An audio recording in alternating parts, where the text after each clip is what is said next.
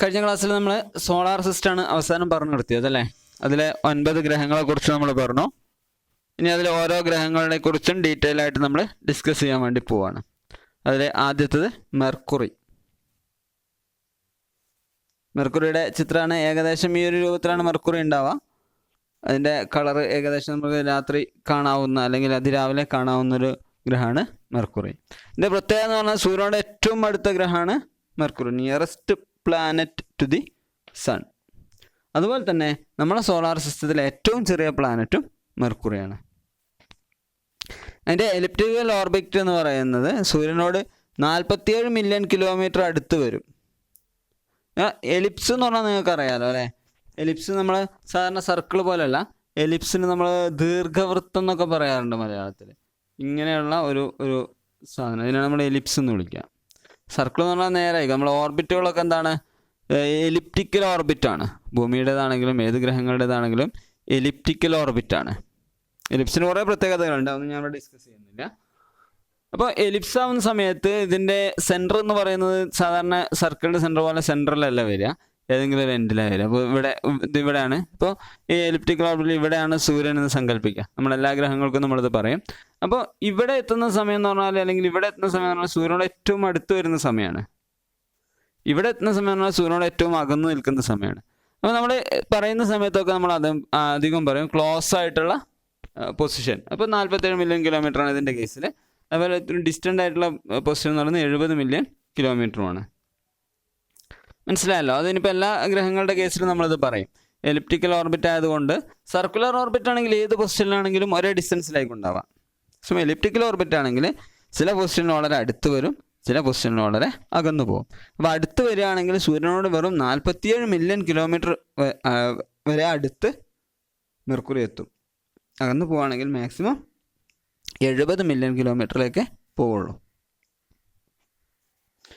അതോടൊപ്പം തന്നെ സൂര്യനോട് ഇത്രയും വളരെ അടുത്ത് നിൽക്കുകയാണ്. ഇതിൻ്റെ ടെമ്പറേച്ചർ എന്ന് പറയുന്നത്, ഇതിൻ്റെ സർഫസ് ടെമ്പറേച്ചർ എന്ന് പറയുന്നത് 430 ഡിഗ്രി സെൽഷ്യസ് വരെ കൂടും. ഇതിന് അറ്റ്മോസ്ഫിയർ ഇല്ലാത്ത കാരണത്താൽ 430 ഡിഗ്രി സെൽഷ്യസ് വരെ ഇതിൻ്റെ ടെമ്പറേച്ചർ കൂടും. അതോടൊപ്പം തന്നെ രാത്രി സമയമാകുമ്പോഴേക്കും -180 ഡിഗ്രി സെൽഷ്യസ് വരെ തണുക്കുകയും ചെയ്യും. മനസ്സിലായോ? രാത്രി മീൻസ് സൂര്യൻ്റെ ഗോളാകൃതിയാണ്. സൂര്യനിൽ നിന്നുള്ള ലൈറ്റ് ഇതിൻ്റെ ഒരു ഭാഗത്ത് മാത്രമേ കിട്ടുള്ളൂ, മറുഭാഗത്ത് കിട്ടില്ല. അപ്പോൾ ഒരു ഭാഗത്ത് രാത്രിയും ഒരു ഭാഗത്ത് പകലായിട്ട് നമ്മൾ സങ്കല്പിക്കുന്നു. അപ്പം ഈ സൂര്യനില്ലാത്ത ഭാഗത്ത് രാത്രി സമയമാകുമ്പോഴേക്കും അവിടെ -180 ഡിഗ്രി സെൽഷ്യസ് തണുപ്പായിരിക്കും. സൂര്യനെ ഹീറ്റിനെ ട്രാപ്പ് ചെയ്ത് നിൽക്കാനുള്ള അറ്റ്മോസ്ഫിയർ ഒന്നുമില്ല. സൂര്യന് അഭിമുഖമായി നിൽക്കുന്ന ഭാഗത്ത് 430 ഡിഗ്രി സെൽഷ്യസ് വരെ ടെമ്പറേച്ചർ കൂടുകയും ചെയ്യാം. ഇതിൽ മാറ്റമൊന്നും വരില്ല, കാരണം അറ്റ്മോസ്ഫിയർ ഉണ്ടെങ്കിൽ ഇതിനൊക്കെ മാറ്റങ്ങൾ വരുള്ളൂ. നമുക്കിവിടെ ചില ദിവസം ചൂട് കൂടുന്നതും ചില ദിവസം ചൂട് കുറയുന്നതിനൊക്കെ കാരണം അറ്റ്മോസ്ഫിയർ ആണ്. അറ്റ്മോസ്ഫിയർ ഇല്ലാത്തതുകൊണ്ട് ഇതൊന്നും ഒരിക്കലും മാറ്റം വരാതെ അങ്ങനെ തുടരും. Because Mercury is so close to the sun, it is hard to directly observe from Earth. Okay, സൂര്യോദയത്തിന് തൊട്ട് മുമ്പ്, just before sunrise or just after sunset, ഒന്നുകിൽ സൂര്യൻ അസ്തമിച്ച് കഴിഞ്ഞ ഉടൻ അല്ലെങ്കിൽ സൂര്യൻ ഉദിക്കുന്നതിന് തൊട്ട് മുമ്പ്, ഈ ഒരു സമയത്തല്ലാതെ നമുക്കിതിനെ ഡയറക്റ്റായിട്ട് ഒബ്സർവ് ചെയ്യാൻ കഴിയില്ല. കാരണം എന്താണ്? സൂര്യനോട് വളരെ അടുത്തുള്ള ഒരു സാധനമാണ്. സൂര്യൻ്റെ പ്രകാശം വന്നു കഴിഞ്ഞാൽ പിന്നെ നമുക്കിതിനെ ഒബ്സർവ് ചെയ്യൽ പ്രയാസമാണ്. അപ്പോൾ അത്രയും അടുത്തുള്ള സാധനം ആയതുകൊണ്ട് സൂര്യാസ്തമയത്തിന് തൊട്ട് മുമ്പ് ശേഷവും സൂര്യോദയത്തിന് തൊട്ട് മുമ്പായിട്ട് നമുക്കിതിനെ കാണാൻ പറ്റും. സുബഹിയുടെ സമയത്തൊക്കെ നമുക്ക് ആകാശത്ത് നോക്കിയാൽ കാണാൻ പറ്റും. മഗ്‌രിബ് കഴിഞ്ഞ ഉടൻ നമുക്ക് ആകാശത്ത് നോക്കിയാൽ ഇതിനെ കാണാൻ വേണ്ടി കഴിയും. ഇനി മെർക്കുറിയുടെ റവല്യൂഷൻ റൊട്ടേഷനൊക്കെയാണ് പറയുന്നത്. Mercury speeds around the sun every 88 days. 88 ദിവസം കൊണ്ട് എന്ത് ചെയ്യും? സൂര്യന് ചുറ്റും കറങ്ങും. Travelling through space at nearly 50 kilometre per second. 50 kilometre per second വേഗതയിൽ സഞ്ചരിക്കുക. Faster than any other planet. One Mercury solar day is equals to 175.97 earth days. ഭൂമിയിലെ 175.97 എർത്ത് ഡേയ്സിന് തുല്യമാണ് ഒരു മെർക്കുറിയിലെ ഒരു സോളാർ ഡേ. അതായത് സ്വയം കറങ്ങാൻ കുറേ കൂടുതൽ സമയമെടുക്കും എന്നർത്ഥം. മനസ്സിലായോ? സ്വയം കറങ്ങണമെങ്കിൽ കുറേ കൂടുതൽ സമയമെടുക്കും, എന്നാൽ റവല്യൂഷന് വളരെ കുറഞ്ഞ സമയം മതി. നമ്മുടെ 88 ദിവസം ആകുമ്പോഴേക്കും, ഭൂമിയിൽ 88 ദിവസം ആകുമ്പോഴേക്കും അവിടെ എന്താവും, ഒരു വർഷമായിട്ടുണ്ടാവും. പക്ഷേ ഭൂമിയിലെ 175.97 ദിവസം ആകുമ്പോൾ മാത്രമേ അവിടെ ഒരു ദിവസം ആവുള്ളൂ. ഓക്കെ, ഇപ്പോൾ സ്വയം കറങ്ങാൻ വളരെ കൂടുതൽ സമയം എടുക്കും, അതോടൊപ്പം സൂര്യൻ ചുറ്റും കറങ്ങൽ വളരെ വേഗത്തിൽ നടക്കുകയും ചെയ്യും. മെർക്കുറിക്ക് സാറ്റലൈറ്റുകളൊന്നുമില്ല, ഉപഗ്രഹങ്ങളൊന്നും ഇല്ലാത്ത ഒരു പ്ലാനറ്റാണ് മെർക്കുറി എന്ന് പറയുന്നത്. ഇതൊക്കെ മെർക്കുറിയുടെ ചിത്രങ്ങളാണ്. പല പൊസിഷനുകളിലുള്ള, അതേപോലെ പല ഉപഗ്രഹങ്ങളും മറ്റൊക്കെ ഉപയോഗിച്ച് നമ്മൾ എടുക്കുന്ന ചിത്രങ്ങളാണ്. അടുത്ത രണ്ടാമത്തത് വീനസ് ആണ്. ഭൂമിയോട് ഏറ്റവും അടുത്ത അയൽവാസിയാണ്, പ്ലാനറ്ററി നെയ്ബറാണ്. പ്ലാനറ്റുകൾ ഭൂമിയുടെ ഏറ്റവും അടുത്ത് കിടക്കുന്ന സാധനമാണ് വീനസ് എന്ന് പറയുന്നത്. Brightest planet in the night sky, ആകാശത്ത് ഏറ്റവും ബ്രൈറ്റസ്റ്റ് ആയിട്ട് കാണുന്ന പ്ലാനറ്റാണ് വീനസ്. വീനസിൻ്റെ പ്രത്യേകത, വീനസും ഭൂമിയും അതിൻ്റെ സൈസിൽ, മാസിൽ, ഡെൻസിറ്റിയിൽ, കോമ്പോസിഷനിൽ, ഗ്രാവിറ്റിയിൽ ഒക്കെ സെയിമാണ്. മനസ്സിലായല്ലോ? ഭൂമിയുടെ അതേ സൈസാണ്, അതേ മാസാണ്, അതേ ഡെൻസിറ്റിയാണ്, അതേ കോമ്പോസിഷനാണ്, അതേ ഗ്രാവിറ്റിയാണ്, ഒക്കെ ഭൂമിയോടിനോട് തുല്യമായൊരു സാധനമാണ് വീനസ് എന്ന് പറയുന്നത്. ചില സമയത്ത് ആകാശത്ത് കിഴക്ക് ഭാഗത്ത് സൂര്യ ഉദയത്തിന് തൊട്ട് മുമ്പും, അതേപോലെ വെസ്റ്റേൺ സ്കൈയിൽ സൂര്യാസ്തമയത്തിന് തൊട്ട് ശേഷവും നമുക്ക് ചിലപ്പോൾ വീനസിനെ കാണാൻ വേണ്ടി പറ്റും. അതുകൊണ്ട് തന്നെ നമ്മളതിനെ മോർണിംഗ് സ്റ്റാർ അല്ലെങ്കിൽ ഈവനിങ് സ്റ്റാർ എന്നൊക്കെ വിളിക്കാറുണ്ട്. ഈസ്റ്റിൽ നിന്ന് വെസ്റ്റിലേക്കാണ് ഇത് റൊട്ടേറ്റ് ചെയ്യുന്നത്.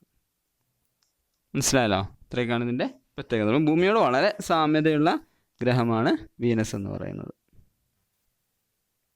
ഇതിൻ്റെ ഓർബിറ്റൽ പീരീഡ് എന്ന് പറയുന്നത് 224.70 എർത്ത് ഡേയ്സ് ആണ്. ഭൂമിയിലെ 224.70 ദിവസമാണ് അവിടുത്തെ ഒരു ദിവസം ഓർബിറ്റ് ചെയ്യാനുള്ള പീരീഡ്. അതേസമയം റൊട്ടേഷൻ പീരീഡ് എന്നാൽ 243.02 എർത്ത് ഡേയ്സ് ആണ്. സ്വയം കറങ്ങാൻ വേണ്ടിയിട്ട് 243.02 ഡേയ്സ് എടുക്കും. അതോടൊപ്പം സൂര്യന് ചുറ്റും കറങ്ങാൻ എത്ര എടുക്കുള്ളൂ? 224.70 എർത്ത് ഡേയ്സ് മാത്രമേ എടുക്കുള്ളൂ. ഒരു വർഷം എന്നാണ് ഭൂമിയിലേക്കാൾ കുറവായിരിക്കും അർത്ഥം. ഇക്വറ്റോറിയൽ റേഡിയസ് ആണ് 6052 കിലോമീറ്ററാണ്. ഏകദേശം ഭൂമിയുടെ അതേ തന്നെയാണ് വരുന്നത്.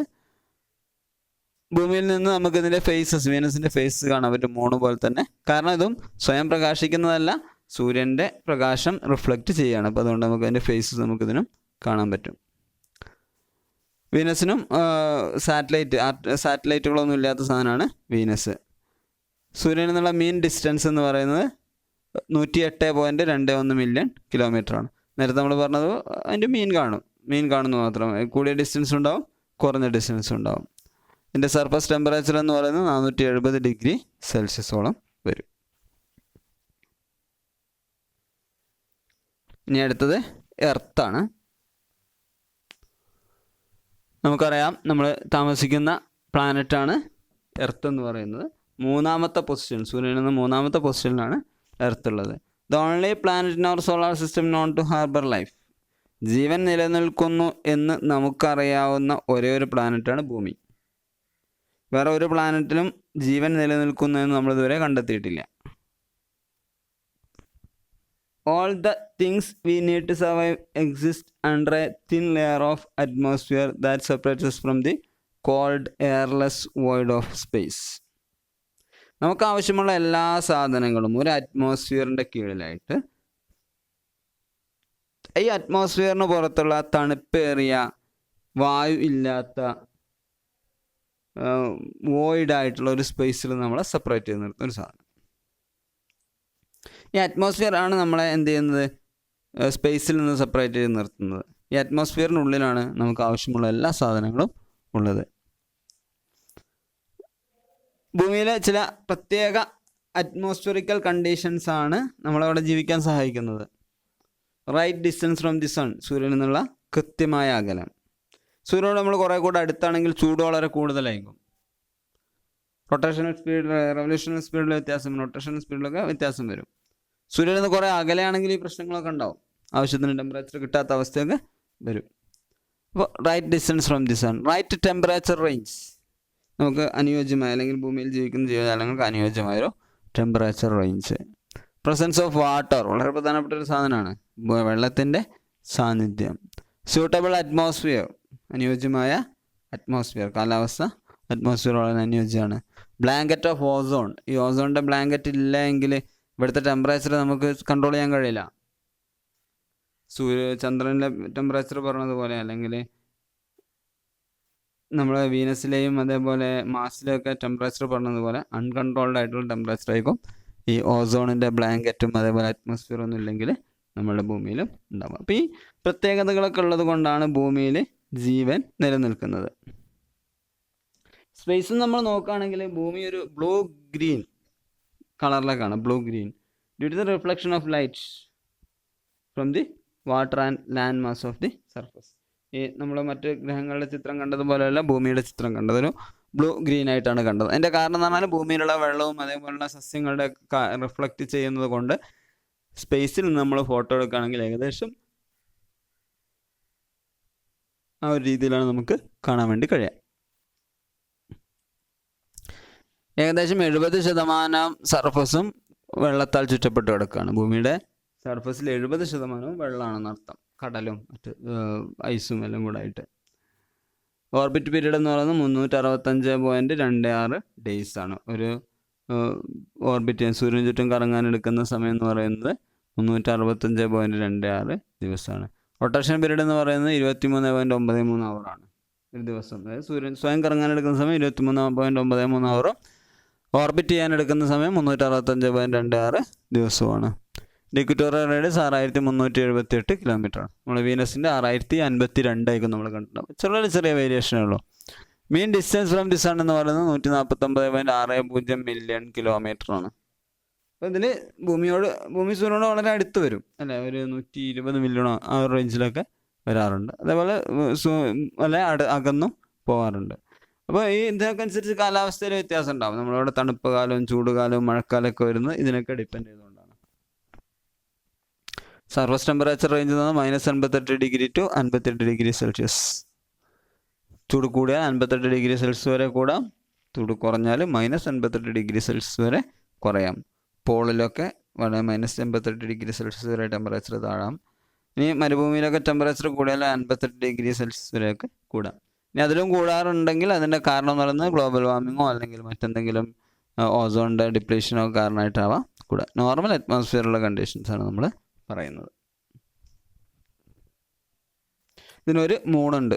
ഓക്കെ, അതാണ് നമ്മൾ മൂണെന്ന് വിളിക്കുന്ന സാധനം. ഇനി അടുത്തത് മാർസ് ആണ്. മാർസ്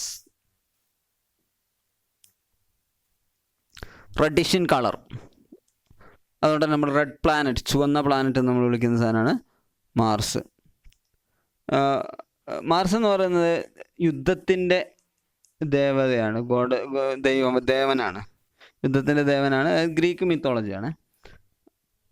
അപ്പോൾ ഇതിൻ്റെ ഈ പേര് കിട്ടാനുള്ള കാരണം ചുവന്ന കളറായതുകൊണ്ടേ നമ്മളെ രക്തം അതുമായി ബന്ധപ്പെട്ട് യുദ്ധത്തിലാണുള്ള രക്തം പുറത്തു പോകും. അപ്പോൾ അങ്ങനെയൊക്കെ ബന്ധപ്പെട്ടിട്ടാണ് ഇതിന് മാർസ് എന്നുള്ള പേര് നൽകപ്പെട്ടിട്ടുള്ളതാണ് വിശ്വസിക്കുന്നത്. Gravity of mass is approximately 1/3 that of earth. ഭൂമിയുടെ 1/3 മാത്രമേ അതിന് ഗ്രാവിറ്റേഷണൽ ഫോഴ്സ് ഉള്ളൂ. 1 mass solar day last about 24 hours and 40 minutes. ഭൂമിയേക്കാൾ കുറച്ച് കൂടുതലാണ്. നമ്മൾ 24 മണിക്കൂർ 40 മിനിറ്റുമാണ് അവിടുത്തെ ഒരു ദിവസം എന്ന് പറയുന്നത്. ഒരു വർഷം എന്ന് പറയുന്നത് 687 എർത്ത് ഡേയ്സ് ആണ്. ഭൂമിയിൽ 687 ദിവസം കൊണ്ട് അവിടെ ഒരു വർഷമുള്ളൂ. നമുക്ക് 365 വർഷം എന്നുള്ളത് അവിടെ 687 ദിവസമാണ് ഒരു വർഷം എന്ന് പറയുന്നത്. 1.88 earth days. Mars is 225 million kilometre away from the sun. സൂര്യൻ്റെ മെയിൻ ഡിസ്റ്റൻസ് എന്ന് പറയുന്നത് 225 മില്യൺ കിലോമീറ്റർ ആണ്. പിന്നെ 2 ചെറിയ നാച്ചുറൽ സാറ്റലൈറ്റുകളുണ്ട്. നമ്മൾ ഒബ്സർവ് ചെയ്തതാണ് കേട്ടോ, ചിലപ്പോൾ ഒബ്സർവ് ചെയ്യാത്ത സാറ്റലൈറ്റുകളൊക്കെ ഉണ്ടാവാം. നിലവിൽ നമ്മൾ ഇതുവരെ കണ്ടെത്തിയിട്ടുള്ളത് 2 നാച്ചുറൽ സാറ്റലൈറ്റുകളുണ്ട്. പല പ്ലാനറ്റ്സ് നമ്മളിപ്പോഴും സാറ്റലൈറ്റുകൾ കണ്ടെത്തിക്കൊണ്ടിരിക്കുന്നുണ്ട്. ഇത്രയൊക്കെയാണ് ഇതിൻ്റെ പ്രത്യേകത. സൂര്യൻ എന്നുള്ള ഡിസ്റ്റൻസ് ഉണ്ടോ 225 മില്യൺ കിലോമീറ്റർ ആണ്. ദൂരമല്ലാതെ കൂടി. ഭൂമിയുടെ 149 മില്യൺ കിലോമീറ്റർ ഉള്ളത് 225 മില്യൺ കിലോമീറ്ററായി മാറി. അപ്പോൾ അതിനനുസരിച്ച് ഇതിൻ്റെ സൂര്യൻ ചുറ്റും കറങ്ങാനുള്ള സമയം കൂടി 687 എർത്ത് ഡേയ്സ് ആയി. ഭൂമിയിൽ 365 ഡേയ്സ് ഉള്ളത് ഇതിന് 687 ഡേയ്സ് ആയിട്ട് മാറി. എന്നാൽ റൊട്ടേഷണൽ പീരീഡിൽ വലിയൊരു വ്യത്യാസമില്ല, 24 മണിക്കൂറും 40 മിനിറ്റുമാണ് ഉള്ളത്. ഇതൊക്കെയാണ് മാർസിൻ്റെ പ്രത്യേകതകൾ. ഇനി അടുത്ത ക്ലാസ്സിൽ നമുക്ക് ജൂപ്പിറ്ററിനെ കുറിച്ച് ഡിസ്കസ് ചെയ്യാം.